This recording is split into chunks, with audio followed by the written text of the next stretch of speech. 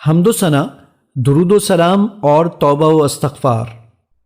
نبی صلی اللہ علیہ وآلہ وسلم نے فرمایا، جو شخص 10 دفعہ یہ دعا پڑھے وہ اس شخص کی طرح ہوگا جس نے اولاد اسماعیل علیہ السلام میں سے 4 غلام آزاد کیے۔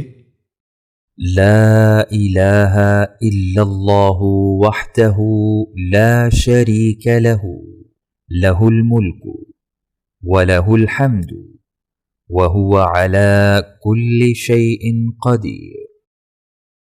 اللہ کے سوا کوئی معبود نہیں، وہ اکیلا ہے، اس کا کوئی شریک نہیں، اسی کی بادشاہت اور اسی کے لیے سب تعریف ہے، اور وہ ہر چیز پر کامل قدرت رکھتا ہے۔